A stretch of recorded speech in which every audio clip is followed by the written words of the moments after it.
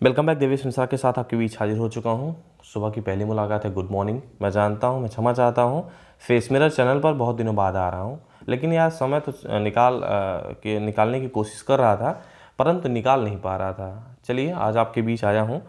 मैं देख पा रहा हूं जो सबसे बड़ा लोगों के जेहन में और सरकार के लिए गले की फांस बन चुका है, एक आरक्षण मुद्दा, वास्तव में सही बताऊं, और दूसरा 22,000 सीट का मुद्दा।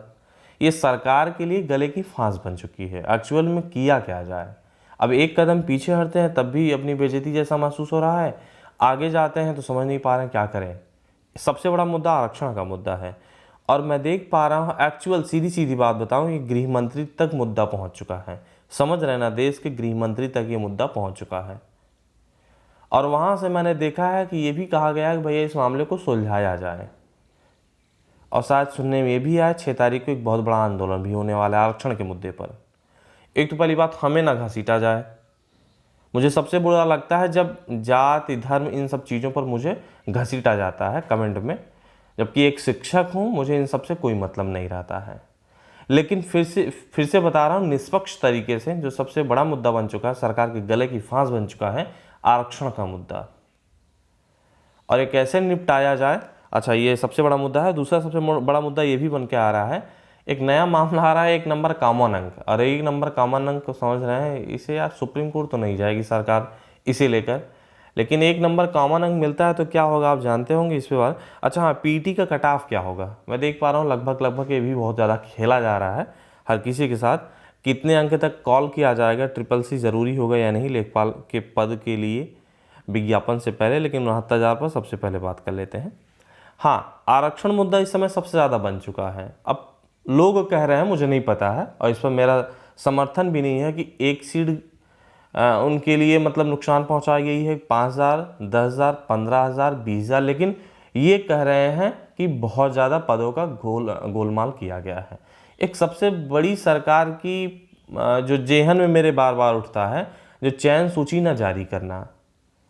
निष्पक्ष है तो चयन सूची जारी कर दें कि कितने लोगों को कैसे चयन हुआ है। मैंने देखा है, डाटा जारी किए हुए हैं, 34 जारी हुए, 35 जारी हुए हैं। तो चयन सूची इट्स मीन, मेरी बात समझ है ना, गुणांक सहित जारी कर दे, रोल नंबर सहित। लोग अपना चेक भी करना चाहते हैं, चेक भी कर लें, और उनके दिमाग में चीज़ें ख़त्म भी हो जाएंगी, यदि आप सही हैं तो। यदि नहीं सही है तो जानते हैं, फिर से बता रहा हूँ, सरकार के गले की फांस बन चुकी है आरक्षण मुद्दा, और अपने ही लोग आवाज़ उठाना शुरू कर देंगे यदि ऐसी चीज़ें नहीं होती हैं। और अंतिम लाइन में बोलना चाहता हूँ आरक्षण के मुद्दे पर, सरकार को अंतिम में जहाँ तक मुझे सोच के लग रहा है, समझ मेरा जो विचार कह रहा है, इन्हें सॉल्व करना ही होगा, इन्हें सॉल्व करना ही होगा। क्यों ऐसा मेरा मानना है? क्योंकि इस देश में, आप जहाँ तक मेरा कहने का मतलब भी समझते होंगे, भैया संविधान के ऊपर कोई नहीं है, संविधान के ऊपर कोई नहीं है। अंतोगतो आपको रिजॉल्व करना ही होगा। अंतिम लाइन फिर से बता रहा हूँ, और जो चीज़ें निकल के आ रही है, सरकार के गले की फांस बन चुकी है, और संविधान के ऊपर कोई नहीं है। यदि उन्हें मिलना है तो आपको देना ही पड़ेगा, और वो लेकर रहेंगे, नो डाउट। और 22,000 सीट के लिए फिर से बता रहा हूँ, ये तो पूछिए नहीं। मैं देख पा रहा हूँ लगातार लोग सकेते में आ रहे हैं। हाँ, मंत्री जी बार बार इनकार कर रहे हैं। एक बात और बता दूं, 22,000 सीट के लिए मुख्यमंत्री जी ही आदेश देंगे, तभी ये जुड़ेगा, इतनी आसानी से नहीं जुड़ेगा। और जब तक आपकी संख्या ज़्यादा नहीं रहेगी, जब तक आपकी संख्या ज़्यादा नहीं रहेगी सड़कों पर, तब तक 22,000 जुड़ेगा भी नहीं। आपकी संख्या बड़ी कम दिखाई देती है, और नंबर आप 22,000 समझ रहे हैं, बहुत ज़्यादा होती है, इतना कम नहीं है 22,000। तो अगर सड़कों पर संख्या ज़्यादा दिखेगी, नो डाउट कुछ ना कुछ ज़रूर हो सकता है इस 22,000 के लिए। मंत्री जी भले इनकार करें, क्योंकि आप जानते हैं स्वतंत्र प्रभार मंत्री मतलब क्या होता है, इस बात को तो बहुत अच्छे तरीके से आप जानते हैं। अच्छा हाँ, एक नया चीज़ निकल के आ रहा है, 1 नंबर कॉमन अंक आ रहा है सबके लिए। और जहाँ तक मुझे सोच के लग रहा है कि सरकार सुप्रीम कोर्ट तो नहीं जाएगी। यदि 1 नंबर कॉमन अंक सबको मिलता है, और सोच लीजिए जो 96 पे अटके हुए हैं, जनरल की बात कर लेता हूँ, और 1 नंबर 97 अंक मिला, और उनका 28 गुणांक जोड़ लेंगे, 28 पॉइंट समथिंग जोड़ लेंगे, ये शायद 68 वगैरह इनका गुणांक बन जाएगा। 68 समझ लेना है, जो चयन सूची जनरल की 67 दशमलव समथिंग, प्रथम सूची में जारी हुई थी, अब तो थोड़ा और कम हो गया होगा। तो आप जान सकते हैं अगर 97 अंक पाएँ और इनका गुणांक 28, फिलहाल कई लोग ऐसे होंगे जो 30, 31, 32 वाले होंगे, तो उनका जो गुणांक बनेगा 70 प्लस भी बन सकता है, नो डाउट। एक से एक वीर इस धरती पर है, तो वहाँ उन्हें चयन लेना मतलब देना ही होगा नियुक्ति पत्र सरकार को, क्योंकि भैया वो कट ऑफ के तो अंदर आ रहे हैं और 1 नंबर का कॉमन अंक दिया जा रहा है। या तो सरकार सुप्रीम कोर्ट जाएगी, एक अंक जो कॉमन दिया जा रहा है, फिर सोच के लगता है कि सरकार एक अंक के लिए कॉमन नहीं जाएगी, शायद 700, 800, 1000, 1200, 2000 लोग ज़्यादा इन करेंगे। लेकिन इस तरीके से इन करेंगे तो बार बार लोग पिटीशन फिर से फाइल करेंगे और लड़ेंगे, पता चले 2 नंबर 3 नंबर कॉमन अंक मिलेगा, फिर वहाँ दिक्कत हो जाएगी। तो ये भी गले की फांस बनेगा जिस दिन आएगा। लेकिन सरकार कुछ ना कुछ तो सोचेगी, या तो सुप्रीम कोर्ट या तो नियुक्ति पत्र। अब जो सबसे बड़ा सवाल बनता है पीटी का कट ऑफ, मैं देख पा रहा हूँ लगातार इस पर बहुत सारे वीडियो बने हैं और लोगों के साथ खेला जा रहा है, जिस तरीके से लोग खेलते हैं, यूट्यूब वगैरह बहुत सारे ज्ञानी हैं।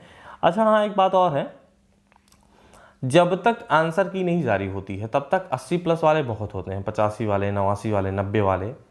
जैसे ही आंसर की जारी होती है, अपने एनवायरनमेंट में समझते होंगे, एनवायरनमेंट में सब ना, वो चाहे गांव में, देश में, स्कूल में, बगीचे में, फेसबुक पर, व्हाट्सएप पर बहुत 80, 82, 85, 90 वाले रहेंगे। जैसे ही आंसर की जारी होता है, अब भैया 85, 90 वाले गायब हो जाते हैं। ये एकदम फैक्ट है, ये एकदम फैक्ट है, आज की बात नहीं है, बहुत सदियों पुरानी बात है और तब से चली आ रही है।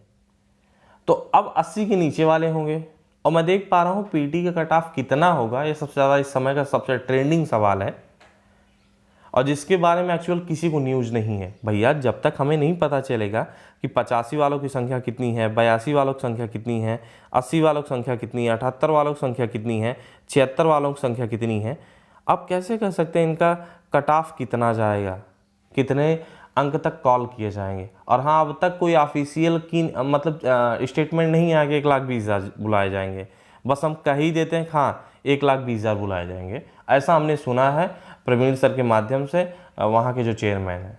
जब तक ऑफिशियल चीज़ें नहीं आ जाती हैं थोड़ा सा इंतज़ार करें।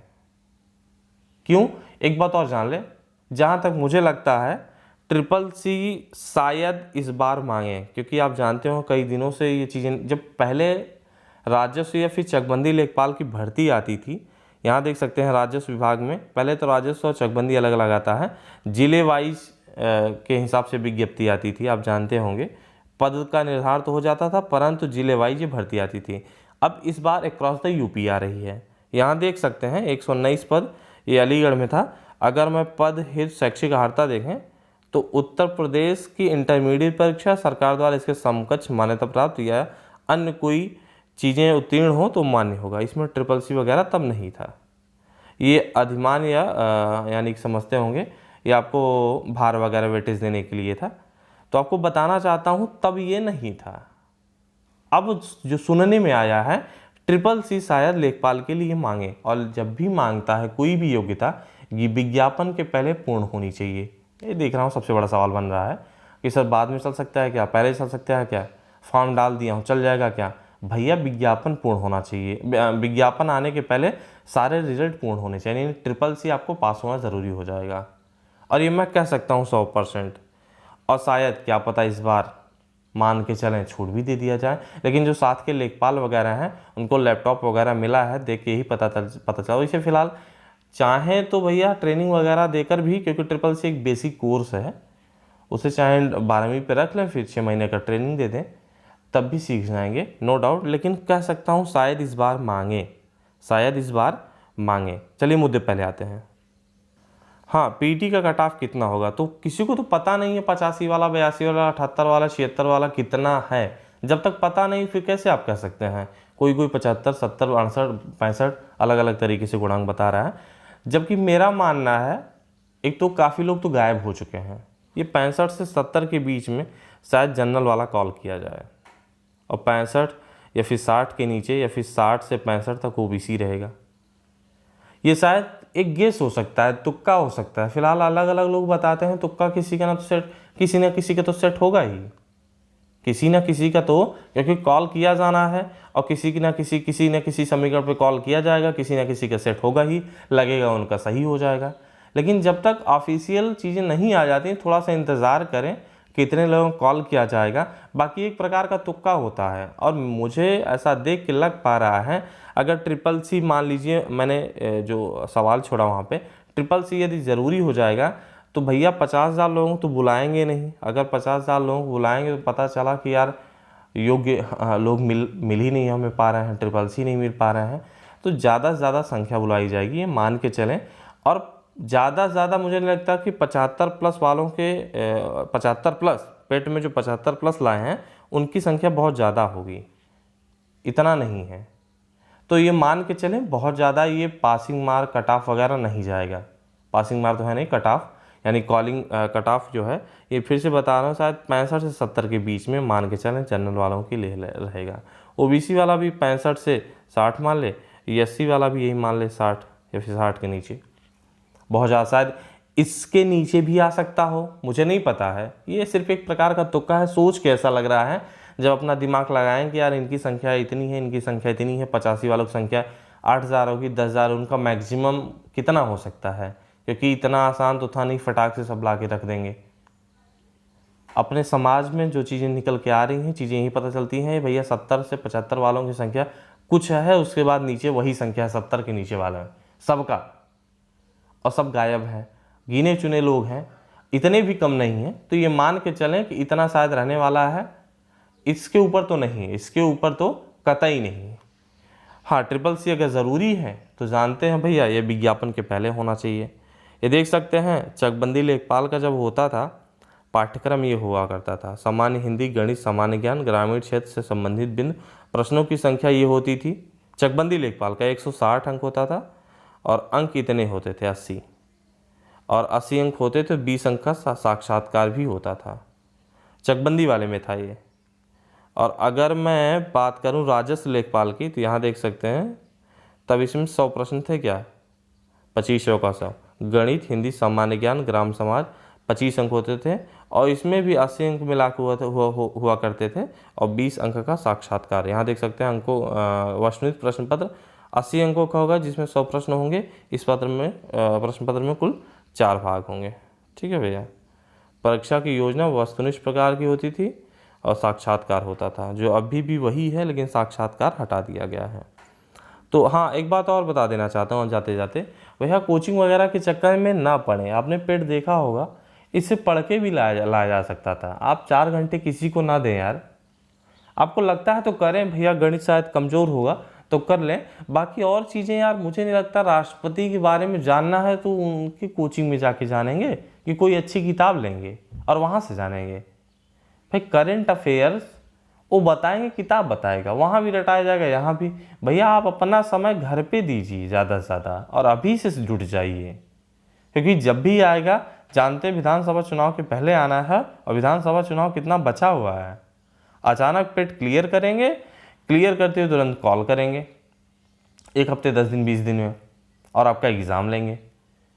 तो समय से जुट जाएं, घर पे ही जुटें, किसी कोचिंग वगैरह के चक्कर में न पड़े। अगर आपको लगता है कि इसके बिना नहीं निकल सकता तब भले जाएं, नहीं तो अच्छी किताब लें, जेन्युइन किताब लें। खासकर देख पा रहे हैं आप चौथी वाली जो चीज़ें हैं, ग्राम समाज एवं विकास की किताबें, तरह तरह की किताबें मिलती हैं। आपको जज करना है कौन सी किताब लेना है, जज करके फाइनल करके जुटना है, और घर पे ही जुटना है, मेरा मानना ऐसा है। चलते हैं, बाय बाय।